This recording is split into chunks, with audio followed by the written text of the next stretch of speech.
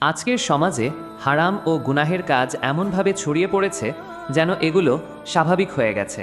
মানুষ হালাল হারামের সীমা ভুলে গেছে, অথচ আল্লাহ সুবহানাহু ওয়া তাআলা কুরআনে ও রাসূল সাল্লাল্লাহু আলাইহি ওয়াসাল্লাম হাদিসে স্পষ্টভাবে হারাম কাজের ভয়াবহতা ও শাস্তি সম্পর্কে সতর্ক করেছেন।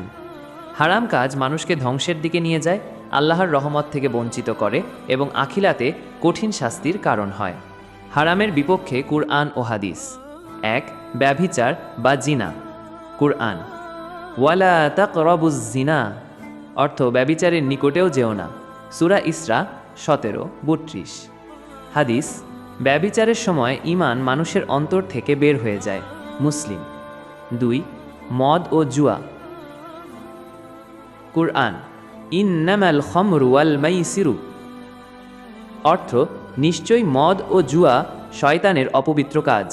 সূরা মাইদা ৫-৯০। হাদিস, মদ হল সব গুনাহের মা। তিরমিজি। ৩. হারাম সম্পদ ভক্ষণ।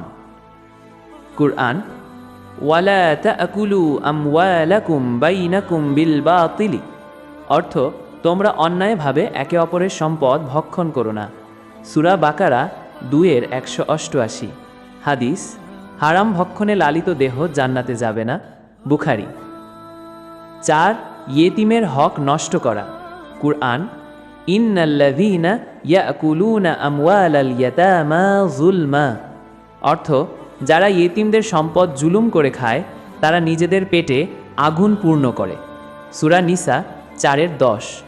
হাদিস, ইয়েতিমের সম্পদ খাওয়া জাহান্নামের আগুন খাওয়ার শামিল। ইবনে মাজাহ। ৫. দিন সম্পর্কে বাড়াবাড়ি। কুরআন, লা তাগলু ফি দীনিকুম অর্থ তোমরা তোমাদের দিন বা ধর্মে বাড়াবাড়ি করো না। সূরা নিসা ৪-১৭১। হাদিস, দ্বীনের অতিরিক্ত কঠোরতা মানুষকে ধ্বংস করেছে। আবু দাউদ। একটি হৃদয় ছোঁয়া উপদেশ। প্রিয় ভাই ও বোনেরা, হারাম কাজ যতই আনন্দদায়ক মনে হোক, এর পেছনে রয়েছে সীমাহীন অন্ধকার, আল্লাহর গজব এবং আখিরাতে কঠিন শাস্তি। হালাল জীবনের মধ্যেই রয়েছে বরকত, শান্তি ও জান্নাতের পথ। নিজের আত্মাকে নিয়ন্ত্রণ করো, আল্লাহকে ভয় করো এবং হালাল পথে জীবন গঠন করো, তবেই মিলবে দুনিয়ার শান্তি আর আখিরাতের সফলতা। আমার চ্যানেল সম্পর্কে কিছু কথা। বন্ধুরা, যদি এই কথাগুলো ভালো লেগে থাকে, যদি কিছু শিক্ষা পেয়ে থাকো, তাহলে আমার চ্যানেল আসুন দিনের পথে সাবস্ক্রাইব করুন। স্টার, পাশে থাকো, হাত উঁচু, লাইক করো, স্টার, কমেন্ট করে তোমার মতামত জানাও, স্টার, বন্ধুদের সাথে শেয়ার করো। আমি তোমাদের ভালোবাসা ও দোয়া কামনা করি যেন একসাথে আমরা হালাল, পবিত্র ও সুন্দর জীবনের পথে এগিয়ে যেতে পারি ইনশাআল্লাহ। শেষ কথা, জীবনটা খুব সংক্ষিপ্ত, কিন্তু আমাদের কর্মের হিসাব হবে অনেক বড়। আজ যে হারামে আমরা জড়িয়ে পড়ছি, কাল সেটার হিসাব দিতে হবে মহান রবের দরবারে।